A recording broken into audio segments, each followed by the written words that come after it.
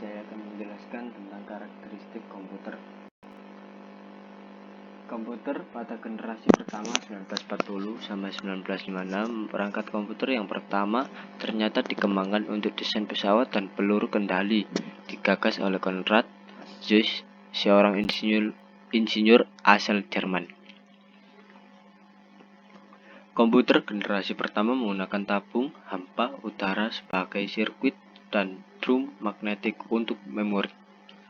Komputer generasi pertama ini sangat mahal dan besar, hingga mengisi seluruh ruangan. ENIAC, komputer elektronik pertama di dunia, mempunyai bobot 30 ton, panjang 30 meter, dan tinggi 2,4 meter. Komputer generasi pertama mengandalkan machine language, level bahasa pemrograman paling rendah yang dimengerti komputer. Bahasa pemrograman ini hanya bisa menyelesaikan satu perhitungan setiap waktu, serta butuh berhari-hari atau berminggu-minggu untuk menyetel perhitungan baru.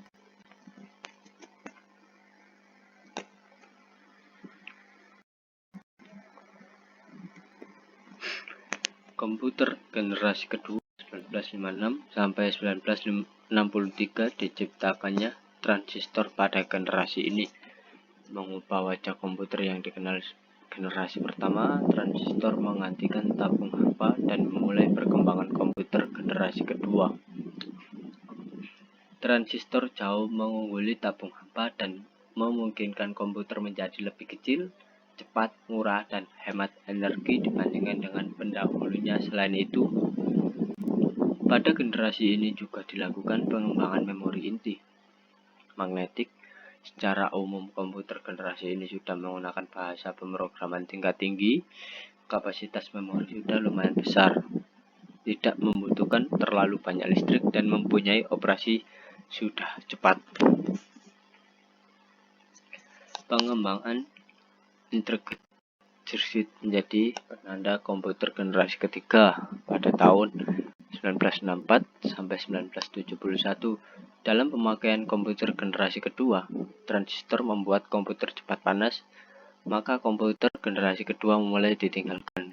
Kemudian tahun 1958, Jack Billy menciptakan Integrated Circuit Chip atau IC, kepingan kecil yang mampu menampung banyak komponen menjadi satu. Komponen pada generasi ini lebih kecil dan cepat serta murah, memungkinkan juga menjadi tersedia untuk khalayak umum.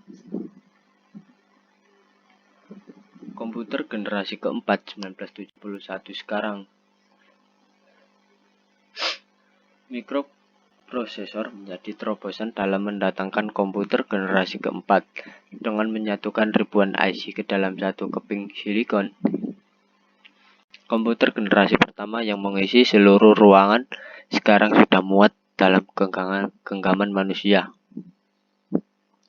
Muncullah laptop yang sangat portable dan dapat dibawa kemana-mana. Seiring komputer-komputer kecil ini menguat, mereka dapat dihubungkan untuk membentuk jaringan yang pada akhirnya mengawali perkembangan internet. 5. Komputer generasi kelima sekarang. Komputer generasi kelima ini adalah komputer yang kita gunakan, ditandai dengan munculnya LSI atau Large Scale Integration, yang merupakan pemadatan ribuan mikroprosesor ke dalam satu mikroprosesor. Komputer generasi ini ditandai juga dengan munculnya semikonduktor. Komputer generasi kelima sekarang masa depan. Komputer generasi kelima yang kita tandai dengan muncul LSI atau Large Scale Integration, yang merupakan pemadatan ribuan mikroprosesor ke dalam satu mikroprosesor. Komputer generasi ini ditandai juga dengan munculnya semikonduktor.